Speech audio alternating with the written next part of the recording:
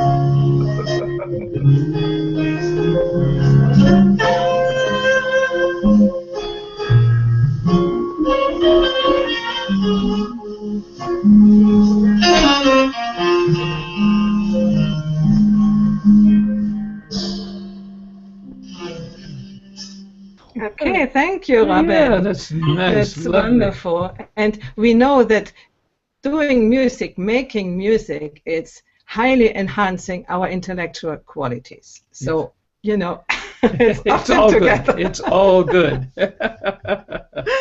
Okay, we will give you a little introduction.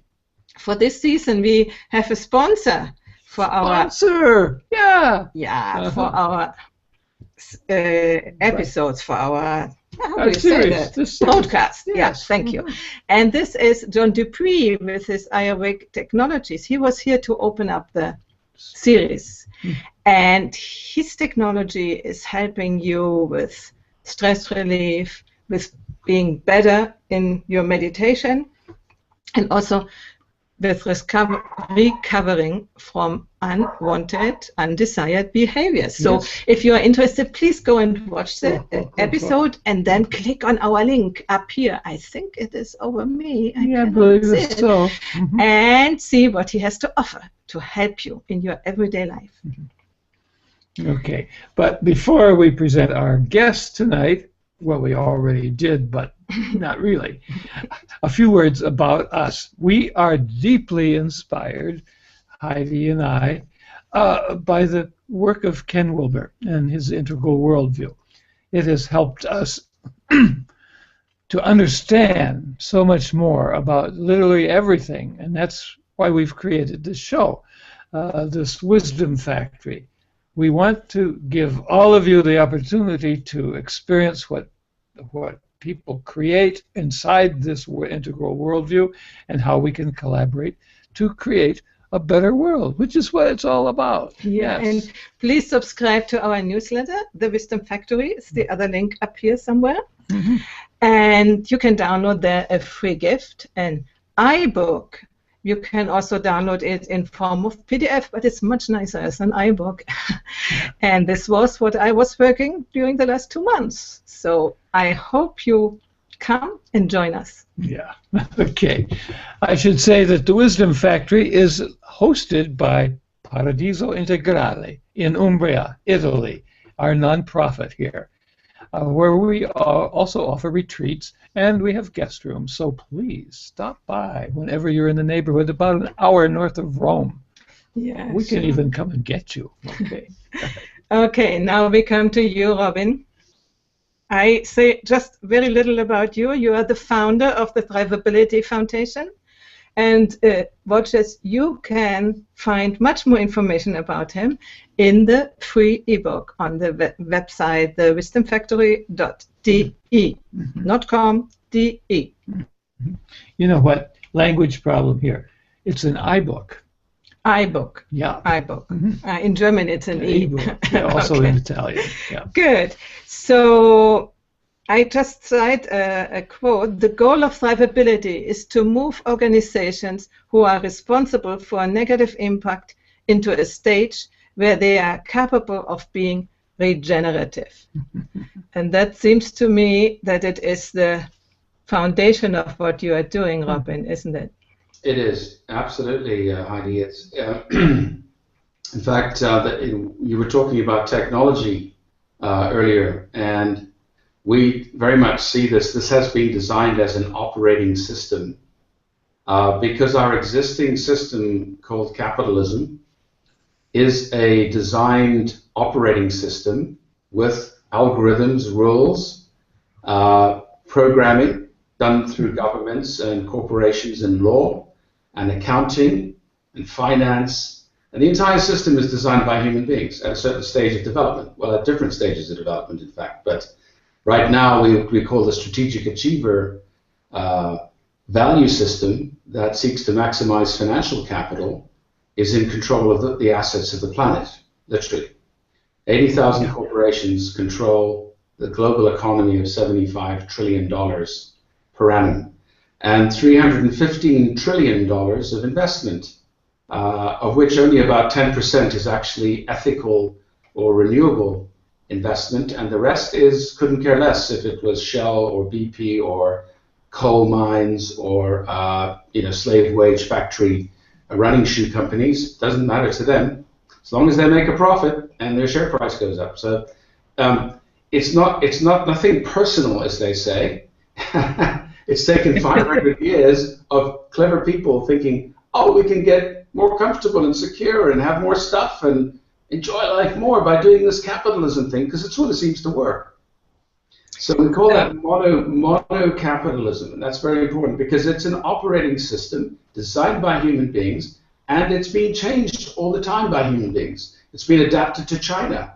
The Stalinist, communist Chinese party is the most efficient operator of capitalism on the planet today. It has nothing to do with democracy or the Adam Smith rights and responsibilities and so on, but it's a viral, electronically accelerated system now that helps us exchange goods and services and make stuff, collaborate like we're doing now.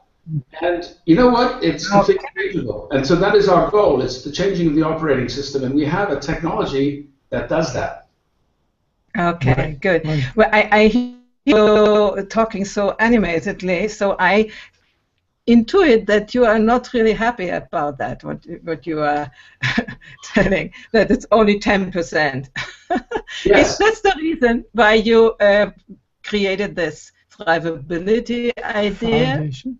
Mm-hmm. Yes, the foundation, and we also have the foundation owns a socially entrepreneurial for-profit, but that's owned by the charity, so the money goes back into the foundation. And that is how we work with the world of business at an arm's length. But we also have what we call the ThriveAbility Index, which is the global public good.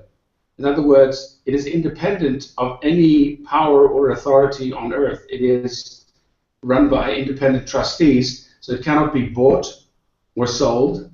It cannot be compromised, which has happened so easily to any entity on the planet when big money sees you as potentially a threat, or as, and if you're not really seen as a threat by Shell, then you're not actually doing what you're supposed to be doing, quite frankly.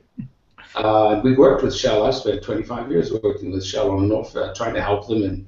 But in the last 5 years, I like many others, I've said I'm not going to work with any oil companies or coal companies. They're worse than the tobacco companies now, and the drink companies, and the genetically modified this and that companies, right? They're just not on the radar for us to work with, because they are mono-capitalist, perverse, incentivized people who are degenerating, human and other life. So that is just going to let the cat through the door. She likes to do this every time I'm on a Skype call or any call.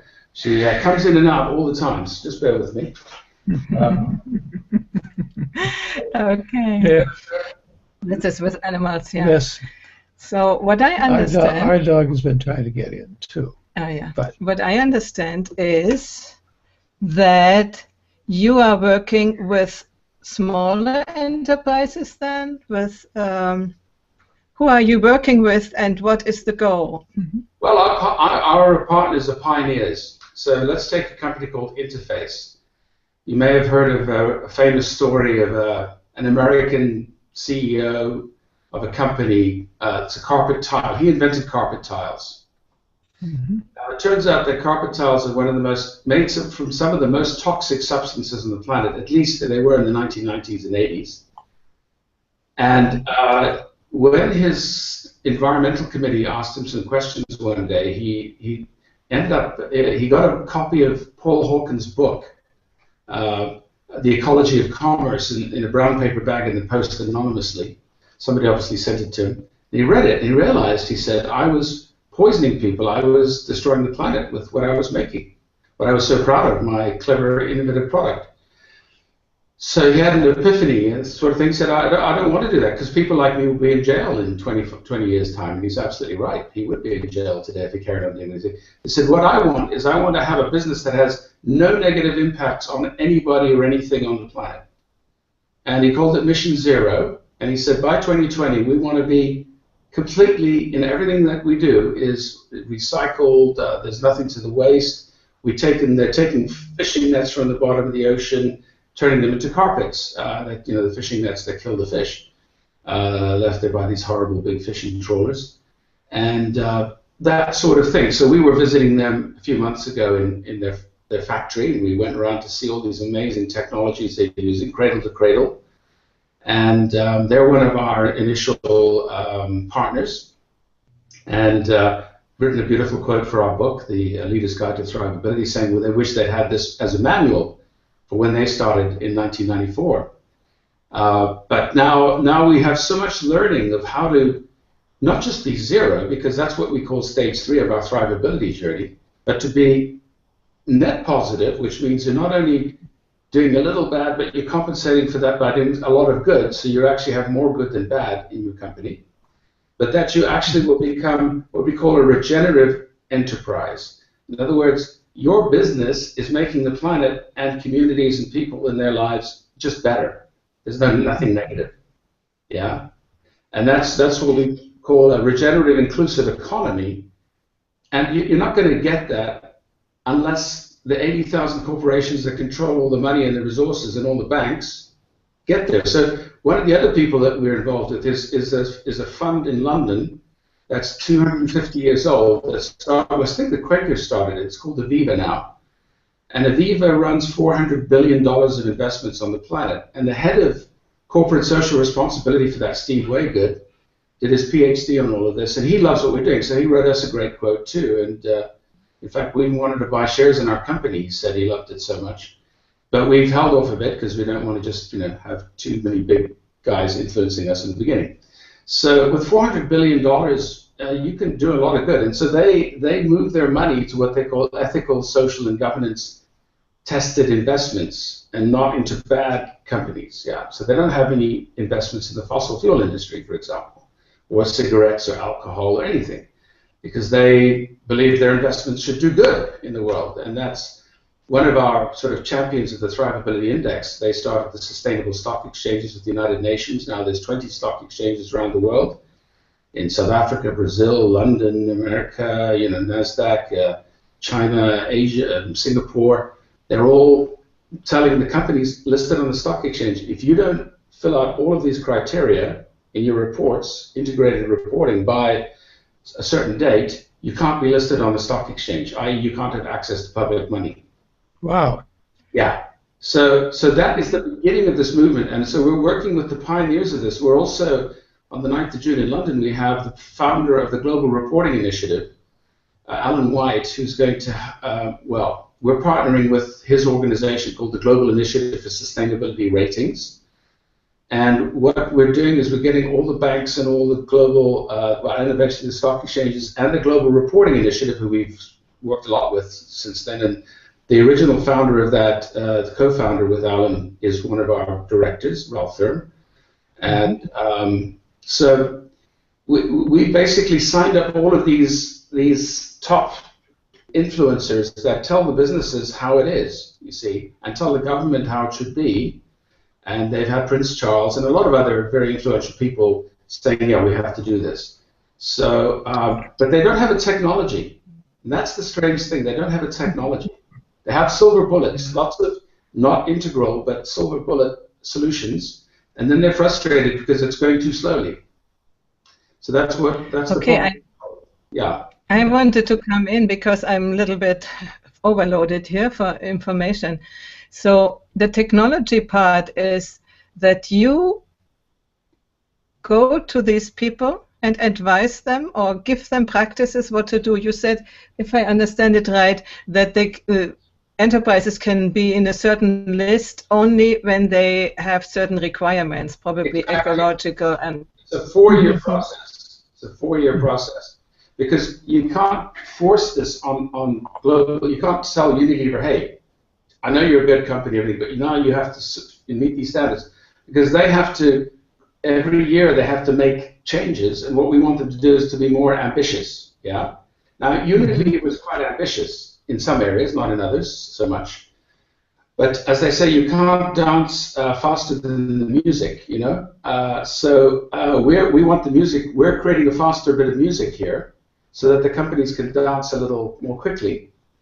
So, you know, that's Can I intervene with this comment we have here from Becky Coleman? And she asked, do you think blockchain technology is useful in this quest? I don't, I haven't heard of it, so I'm not sure. Well, Becky's not telling us. So, so could you give us the indications, Becky? So, yeah. At the moment, anyway, Robin cannot answer, but he might come back then. Can you give him the information? Give me an answer. How can I put this? We're technology agnostic. What we work with is what's working. So we're working with the global standards that 10,000 companies signed up to for the United Nations Global Compact, for example, which is implemented through the Global Reporting Initiative, where about 8,000 companies globally report on 84 aspects of their performance. And when we talk about multi-capital, they include natural, manufactured capital, obviously financial capital. They have to address social capital, human capital, and they have to address intellectual capital. But the problem they have is the current accounting system and the finance system is only one capital. It's called money. Yeah. And when all you seek to optimize is money, well, that's what you get. Because the way to optimize that is to cut your costs, make things as cheaply as possible in places where the people get paid next to nothing, and sell it most expensively in the countries you can get the most money for it. That's business, right? Because it has no responsibility today, except under some environmental laws, not to poison people, which is not the same in every country, of course. And they treat people as an asset as long as the people help them make the money. But if people, don't, then that's something they tend to not talk about, but they just downsize, they fire them, they automate, and so on. I'm not saying we shouldn't have progress. Don't get me wrong. We're not Luddites. We're not against having new technologies and cool things. But what we're saying is you really need to look at a balanced approach to those 6 capitals in designing your product. So when we talk to Apple, we're saying, you need to look at the iPhone and all the materials in it, because the natural capital impact of these things is not sustainable, nor is the business model of replacing your phone every 2 years. Because there's no recycling or upcycling going on here. And B, you're encouraging people, to basically not throw away, but essentially that's what they do. They just get rid of their old phones. They're obsolete within 2 years. So are you actually going to these enterprises? Oh, by the way, Becky responded and she said Bitcoin uses it. Right. Okay. We've in fact, one of our Renaissance 2 interns has become the head of alternative currencies for a foundation in London, which specializes in this, Leander Binneveld. So we've looked at all of these alternative currency things. At the moment, what our operating system does is it works in the currency of business. Yeah. In other words, it's not an alternative currency solution. We've looked at lots of options to that, but they haven't turned out very well, can I say? You know, they're not reliable enough for business yet. So she says something else. Secure private contracts is the result. Bypasses the middleman in many respects. Absolutely. I think in 10 to 20 years' time, that's going to be a really big factor.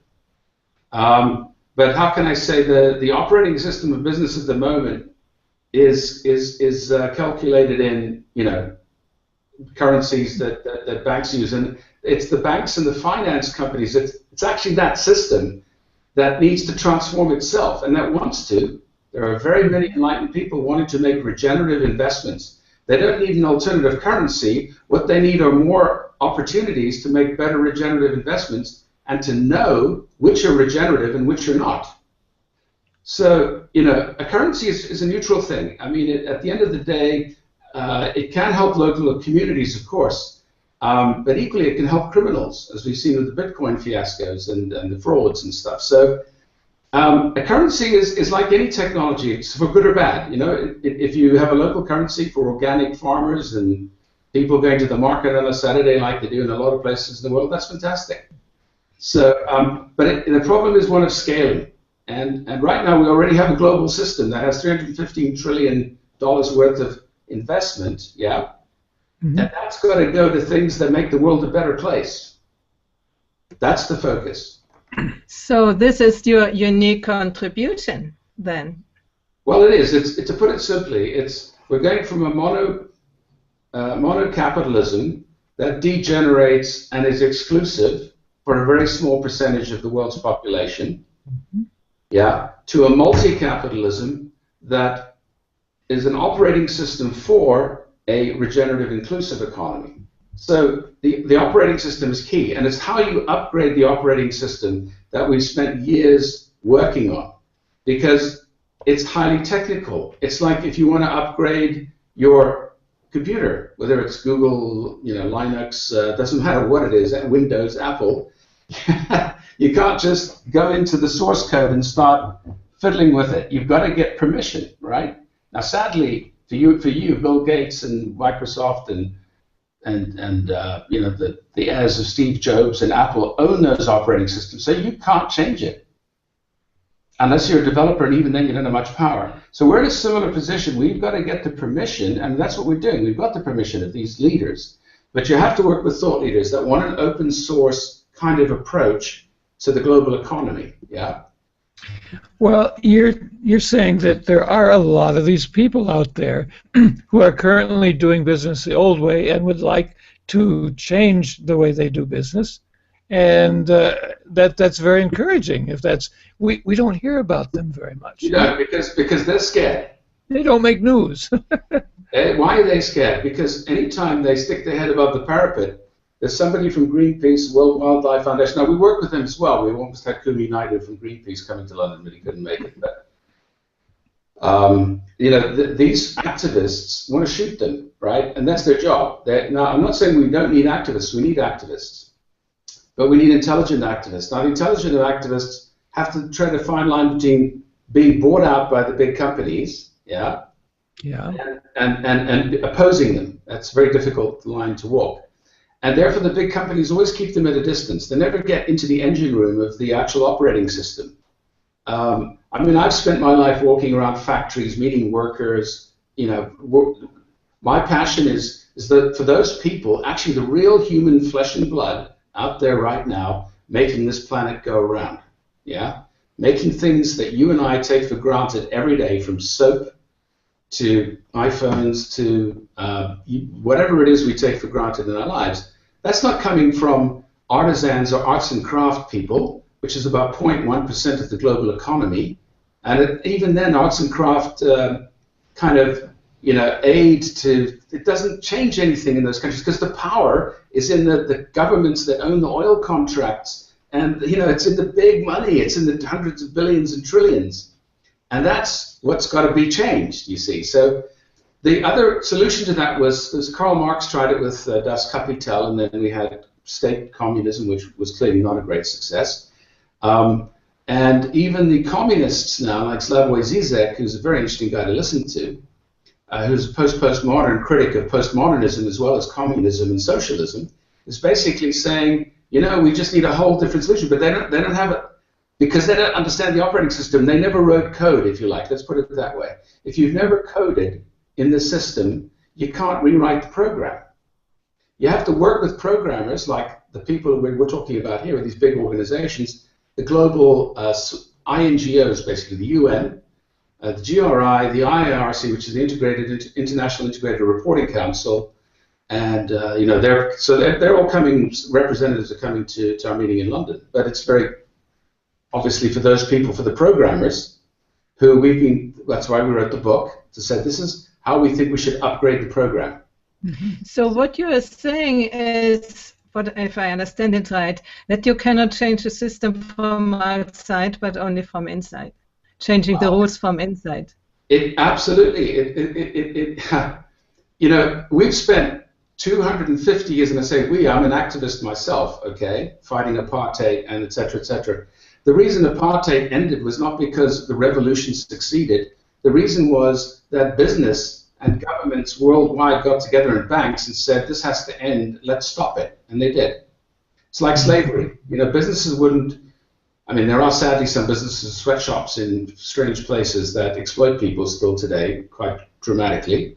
But there are many, many, many, many less of them than there were 100 years ago or 200 years ago when slavery was legal, even though you wouldn't think that it has ended in some parts of the southern United States. However, that's another topic. So look, the fact is that you have to change it from the inside because it's written from the inside. It's generated from the way they operate. And because a lot of the things they do are actually, sadly, irreplaceable today, unless we all decided we don't want heat in the winter, we want to chop our own logs, yeah, and we want to do all those sort of things, you can't live without this machine, the global machine that produces all this stuff. You can have less of it, you can buy better quality, that's less damaging to the environment. You can do a lot of things, but there are 500 million products on the planet, 500 million products that have barcodes. You try to change 500 million products, forget it. And they change all the time anyway. 80,000 corporations, that's doable. 8,000 of them already on the GRI reporting system, which we're working with, that's doable. We take all that data with people like Bloomberg and the international data guys that have more data than you're ever going to need, and we work with the partners to show how you upgrade. So it's a journey. That's why we said in the previous program you have 6 stages. And just like human development, you can't go leap stages. You have to go through each stage of development as an organization. So if you're a fairly opportunistic, couldn't give a damn about sustainability organization, you're not going to suddenly leap to being totally thrivable. It takes, let's take an interface, 25 years, yeah, and they're not even finished yet. But they say to us, well, we want you to help us go to the next stage beyond 0, because it's very nice not causing any damage to the planet, but how about doing some good? Yeah? So do we have enough time, in your opinion? We don't have a lot of time. That's all I'll say. If we do not, I'll give you an example. Today, we have 5% of the energy on this planet is produced by renewable energy, 5%. Yeah, we need half by 2030, really, actually. So we need another 25%, so 45% by 2030. I think that's doable. It is doable, but you have to take away $5 trillion a year of subsidies to the fossil fuel industry. $5 trillion. You know how much $5 trillion is? That's like, let's see, a million is 6 noughts, a billion is 9 noughts, a trillion is 12 noughts. Yeah, 12 noughts behind it. That's how much they get every year, actual, real support from governments around the world. Why? Because the governments take a huge cut from the oil revenues. And then half of those governments are corrupt, and it goes into Swiss bank accounts, as is always happening everywhere from Angola to Brazil to Mexico to, you just read about it every day. and you see what's going on with this money. It basically destroys countries because it creates a massively wealthy elite. And then, like Chavez in the Bolivarian Revolution in Chavez in Venezuela, why did it fail? Well, A, Chavez was an idiot, but B, he did a lot of crazy things that you should never do, like get the lower class to attack the middle classes. This is insanity. But also, he took the oil money and then he didn't do anything. Why? Because then he's got time. There's no rush. No need to do anything really fundamental because we've got loads of money coming in until it isn't, you know, which is the case now. But the U.S. buys the oil. You can hate them. You can give nasty speeches to the United Nations, but it changes nothing. And for those poor people in the favelas and the slums, life is still pretty crap today, much as it was 10 years ago. So what could the normal people do to enhance this process? You have to change the system from the inside. You have to change. You know, I'm here having to go to the supermarket to buy things. I don't have any contact with business owners except the normal shops and things, you know. Yeah. So what can I do to Well, as a consumer, right now, and because I spent years also investigating this option, looking at Good Guide, which is the United States guide to products produced by U.S. corporations mainly. There are a few other guides to products, which when you look at the barcode, you can put your mobile phone on the barcode of the product, and it'll tell you out of 10 if this is a good product. Like, for example, Coca-Cola, normal Coca-Cola. They measure it on a number of metrics, and they say that's about a 6 out of 10. Why? Because it creates obesity, it does this, it does that, Coke might be getting better with the way they manage water. You know, they're taking less water, they're putting more healthy water back into the system where they bottle the Coca-Cola, etc. But some other drinks might be an 8 out of 10. Now the problem is you have to live in the United States and have a mobile phone and use Good Guide for every product you buy. You buy on average, when you fill your shopping trolley, a couple of hundred products. There are 20,000 products on the shelves in the average supermarket. There are 500 million in the world. How is anybody, you see what I'm trying to say here? I started there too, saying, oh, surely we can do this from the consumer angle, we can do it from the investor angle. Small savers and investors can invest in cooperative banks and ethical banks. Yes, but it's 1% of the global capital. So if you want to change a big system, let's put it this way, if an elephant's coming toward you, you have to be sort of either very clever and you've got no room to escape. You need to be thinking how you're going to change that elephant, because it's an elephant. It's not a mouse. Mm-hmm. And thousands of mice, is not an elephant. And we have to change the elephants because they're the ones destroying the planet. And elephants are actually pretty destructive to the environment, by the way. You should see a place when a herd of elephants has been through. I have many times. So you recommend, I'm interpreting this now, that we need to, instead of holding back, going into business and even going into bigger business and try to spread the news that they can do it in a different way? What I've learned, particularly in the last decade, where I left transforming big businesses at the beginning of this century to build this little oasis here and create an alternative integral paradise, as it were, and to demonstrate I could personally live, if you like, sustainably. Yeah, if you like, actually zero carbon, etc.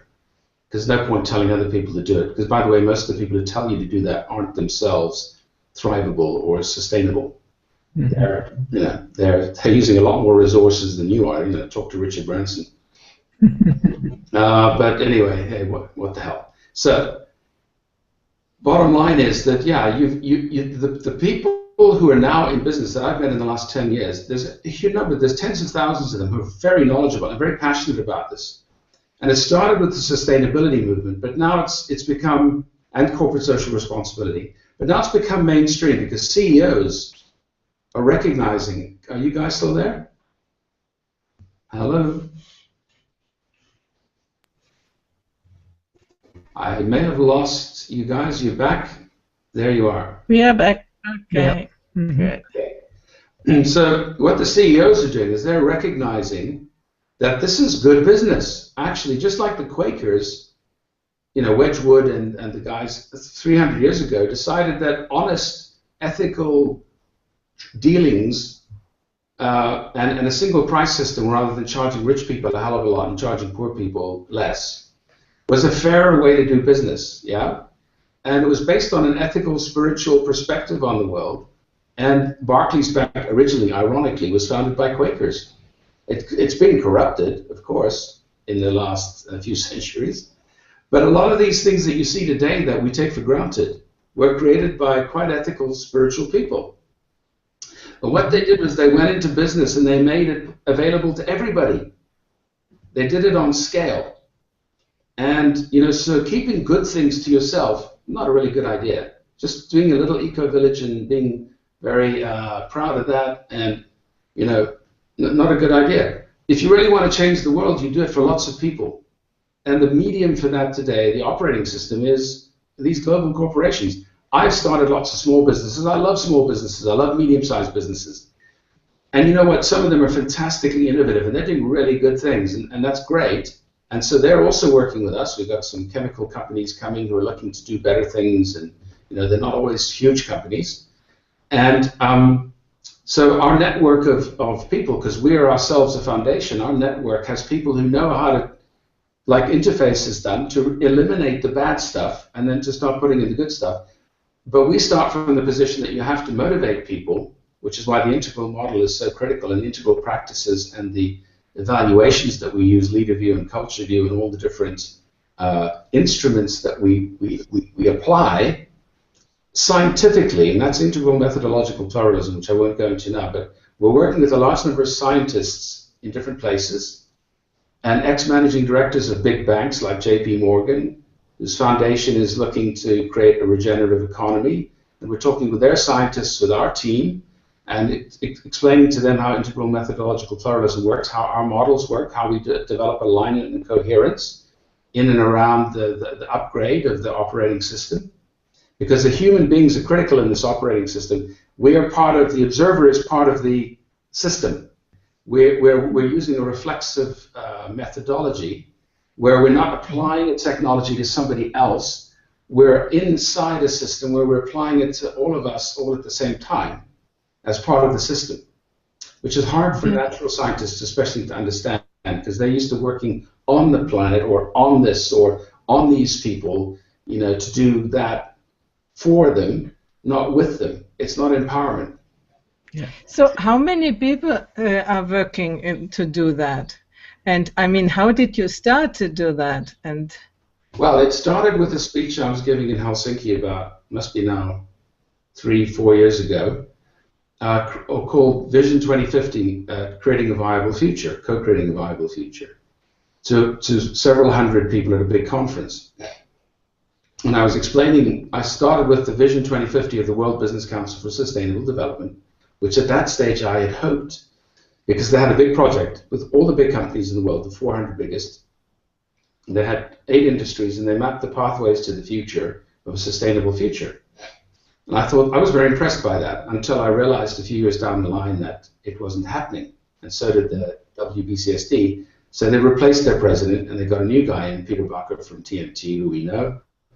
And Peter essentially, and this is just between us, but he's been trying to essentially get the oil companies, you know, because what the big guys like them do is they try and slow everything down to their speed so they can make as much money in the meantime as possible. So yeah, we're becoming sustainable, but it's going to take a long time. That's not acceptable. That is Shell's strategy today is going to create a 4-degree warming scenario. That is actually genocide.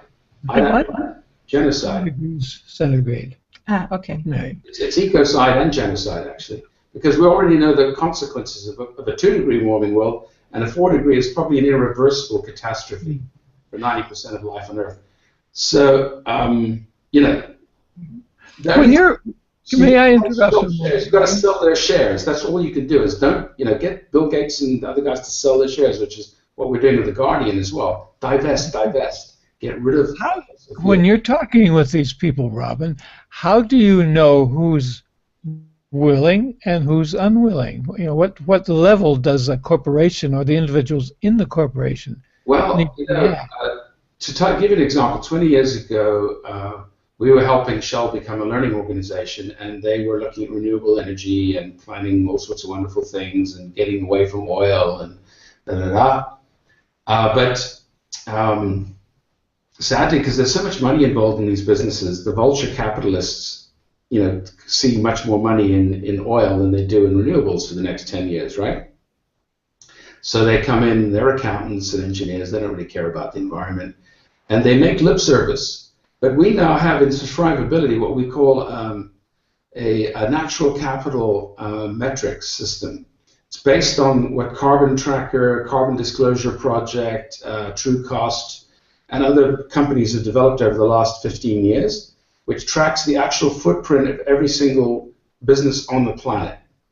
And that's getting put into the annual reports, and then you add them all up and you say, this is suicide, this is mass suicide, okay? So that's why we now have the Carbon Bubble Project, which is getting all the banks to sell fossil fuel shares, because all that work was done. So we're working with those projects and their data as what we call one of our natural capital indicators. Now, there are many others. And then we're taking that in the ThriveAbility process over 4 years with the leaders in each industry, and we're saying, so what is your fair and appropriate share of that natural capital? Yeah, what should it be? Because the government's not going to tell them. Even with the carbon tax, it won't tell them that. They have to decide together. What we're saying is, look, you're smart people, so you know that if you want to have a business in 20 years' time, and you're still doing this with natural capital, you're going to run out of it. You're going to run out of customers. They're going to be dying, or underwater somewhere. So if you want a profitable business in all capitals in 20 years' time, you have to create a regenerative industry. Yeah. Mm-hmm. So why don't you be the first one to do that? Then you're going to have an advantage competitively over all the others, rather dinosaur types who don't get it. And they all go, yeah, you're right. So you see, it's all about intelligence. At the end of the day, the intelligent ones get it, and the dinosaurs don't. And that's always been the case for the human race. Mm-hmm. The dinosaurs wanted slavery to continue. The dinosaurs wanted apartheid to continue. I've worked with dinosaurs my whole life. You have to understand dinosaur technology and mentality, right? And speaking of dinosaurs, how's the oil business going these days? Well, it's making obscene amounts of money, as it always has. It's rigged. It's a total global oligopoly monopoly situation, as you noticed at the petrol and diesel pumps. They manipulate the price, and they get subsidized by governments because governments make so much money out of the oil industry and coal through taxes. And so therefore governments and investors are the only people who can get rid of it, and us. I mean, I'd love to buy a Tesla tomorrow, but there's nowhere I can charge the damn thing up right now. Plus, they're still quite expensive. But like the Model T Ford, they'll come down in price, and Musk's batteries and all the things he's doing, fantastic. But it's not on its own, it can't scale fast enough. You see what I'm saying? So it's all got to happen all at once. But you can't work a strategy unless you have information that brings it all together, which is called integrated thinking, integrated investment, integrated management, and integrated design and innovation, which is what's in the upgrade for the operating system. So that's kind of what that is what we've been working on. And we've consulted and worked with about just under 100. It's actually in our book, 100 of the world's thought leaders who are actually doing stuff, like the guy who invented Ecover, the biological washing powder, but even he's disappointed with what happened. And we were sitting with Ben and Jerry's, the guy who wrote the original agreement with Unilever that said that no matter what happens, Ben and Jerry's social investment will continue even if Unilever doesn't make a penny out of it, because it's a B Corp, then that protects it, you see. We've been working with lawyers around the world who are experts at how to protect these fragile new things from the beasts, as I said, the dinosaurs, the T-Rex that wants to come along and eat it. That's what BP and Shell did with renewable energy. They bought a whole lot of companies. Then after a few years, they saw they couldn't make as much money as they'd hoped. So they, along with another few oil companies, they just dumped those businesses and said, no, we'll slow down renewable energy and we'll just make as much money as we can out of oil until we can go in and buy one that's really big and make as much money there as we could in the oil business. That's essentially what they did. Totally cynical. Yeah. Isn't it now from the basis in a sort of an awakening that we don't want to have these anymore, or is it only my idea? So that the pressure might be bigger to change? Yeah, look, you have to have, there's no question you have to have a global movement like 350.org, like Greenpeace, like World Wildlife, and millions of these charities, Oxfam, etc. So we use the Oxfam donut, for example, developed at Cambridge University for measuring certain things, what we call social floors and environmental ceilings. And we integrate all of that into the ThriveAbility benchmarking and the index. So it rewards companies for being good, because you see, regulation historically has always been a stick. Regulation punishes people for doing bad things. It doesn't reward them for doing good things. And regulation, as Saeed Dawlabani points out beautifully in Memenomics and the consequences of the 2008 crash, what caused it, etc. Regulators are always 3 steps behind the very smart guys, at strategic achievers out there. Yeah. Who are much better educated, much smarter, better connected, and they masters of the universe, as was put in the Bonfire of the Vanities novel by Tom Wolfe many years ago. And one moment. As you name Saeed Dawlabani, he will be our guest in July 7th, I think, and we'll talk about this new economy.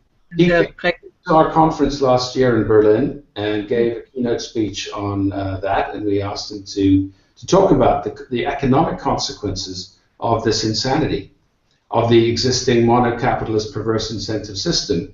And, you know, it's very important that executives and politicians and everyone understands the criticality of the left-hand, quadrants, that personal mindsets and values and cultures are causal, and they cause things to happen. They cause slavery to end. They cause apartheid to end because people are disgusted by it.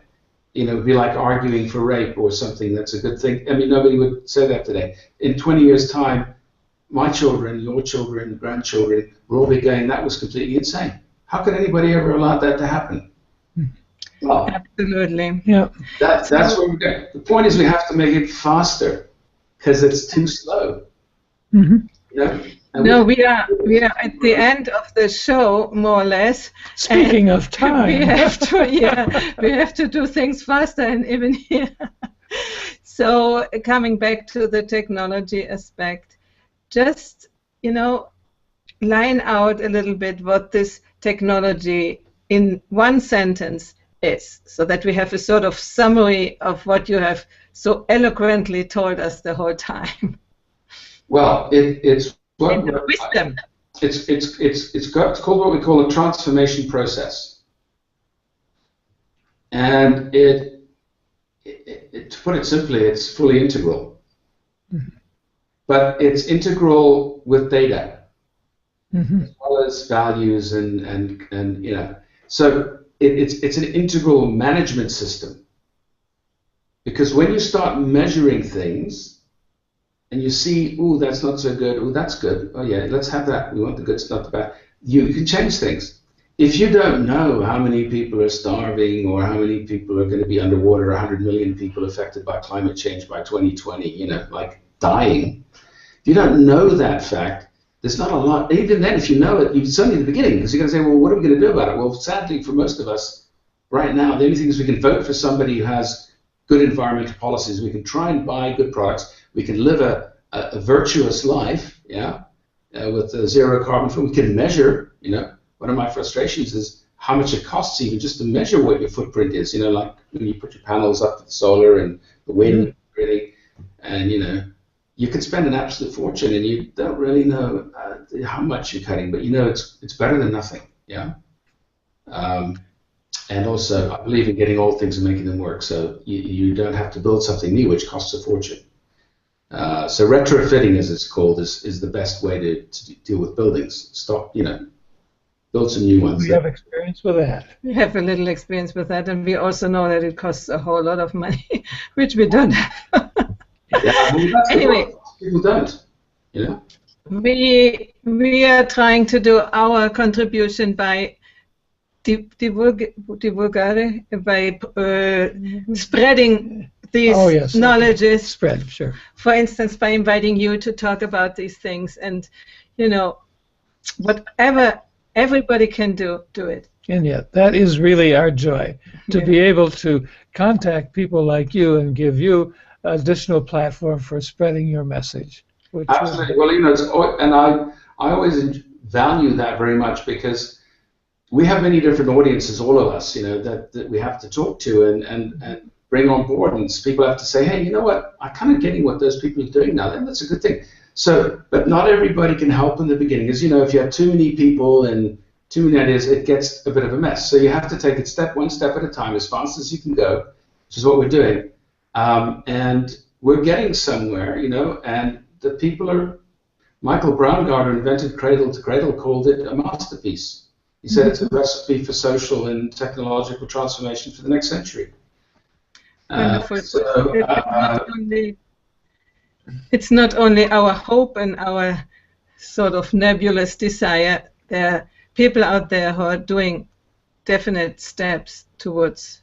Yeah, and there have been, this is the thing, you've got to build on that. So that's what we've done. We've taken those 100 gurus who've actually taken forward and made its factories sustainable with grass roofs and collecting rainwater and eliminating carbon and dioxide emissions and other emissions, and recycling and upcycling their materials. Now that was Braungart.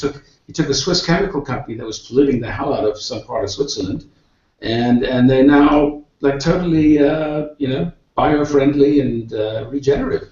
Wonderful. Yeah. So Robin, thank you very, very, very much that you were here with us and talked about these things. I think I have to re-listen, because sometimes for me, not being English speaker, sometimes you talk a little bit too quick. So. We have to move fast. Okay. Fast. So let us finish fast, and we have to tell our watchers first of all, thank you that you were here. Oh, wonderful! And that we look up in the lower upper third. It's not the lower third. Up there, you find two URLs. One is the one to get your free gift and our newsletter, thewisdomfactory.de, and the other one is where you find wonderful, real technologies, audio technologies, to create your life better. Okay. And then our personal website is thepowerofrelationship.com. You will also find the replays then there, all the previous episodes, even from the first season. And next week, we will be here and talk about inner technologies. With Patricia Albert. Yes. About the we. The we. Yes. Awakening in the we. Yeah. Okay. So thank you very much, everybody, and see you next week. Okay. Bye-bye. Thanks very much, Heidi and Mark. All right, Robin. Take care.